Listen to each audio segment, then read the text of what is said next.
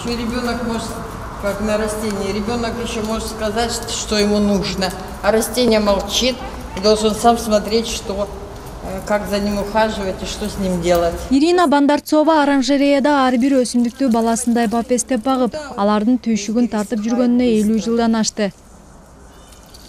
Жарым кылым бир жерде кесибин сүйүп иштеген Бандарцова ушул декоративдик гүлдөр лабораториясынын башчысы. Айтымында өлкөдөгү жападан жалгыз оранжереяда субтропикалык жана тропикалык өсүмдүктөрдүн учурда 400дөн ашуун түрү өстүрүлөт. 2017-жылы каттуу суук болуп Бишкек жебинде авария болгондо өсүмдүктөрдүн 30%ын үшүгүрүп кеткен. Ошондо биз кадимкидей ыйлаганбыз деп эскерет гүл сүйүүчү. Прежде всего поливать, потому что даже зимой тут... Баарынан мурда бул жердеги өсүмдүктөрдү жана дарактарды тынбай сугарып туруу өтө маанилүү. Себеби күнөскананын ичиндеги абанын температурасы дайыма 0дөн жогору.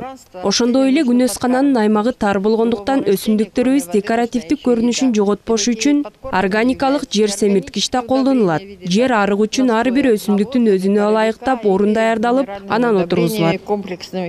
Экзотикалык өсүмдүктөр дүйнөнүн ар кайсы бурчунан алынып келинген. Лаборатория өзү өткөн кылымдын 47-жылы курулганы белгилүү. Ал эми күнөскананын аянты 500 чарчы метр. Выведены. Видите, какой рисунок красивый, они еще и цветут.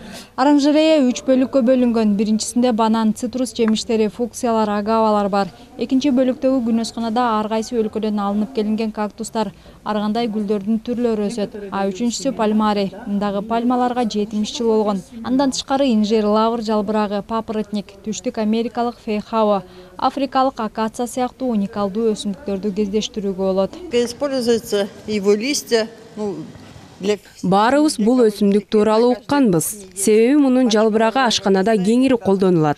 Бирок ар ким эле лавр жалбырагы кандай жерде кантип өсөрүн элестете албайт. Мына бул жерде кыргызстандыктар үчүн уникалдуу болгон өсүмдүктүн дагы бир түрү пальма турат. Муну биз ургунан өстүрдүк. А бул бамбук. Канча жылдан бери ушул жерде иштейм. Бирок ушунун гүлдөгөнүн эмнегедир такыр көрбөдүм. Бамбук вообще это злак. 1-2 жыл мурда бул жерде такыр башкача көрүнүш болчу. Имарат абдан эски жана жыртык тешиги көп болгондуктан өзү да кулаганы калган. Дайыма оранжереянын кызматкерлери тешилген терезелерин жамоо менен эле алек болуп калышкан. Республикалык күнөсканада 2017-жылы чыныгы апаат болду.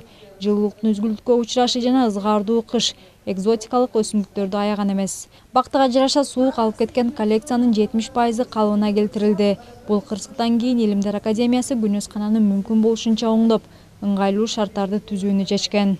Көп жылдан бери реконструкциялык иштер дагы бул жерде көп жылдан бери болгон эмес. 2018-жылы биз Улуттук Илимдер академиясынын каржылык жардамы менен биз бул жерде ремонт иштерин баштаганбыз.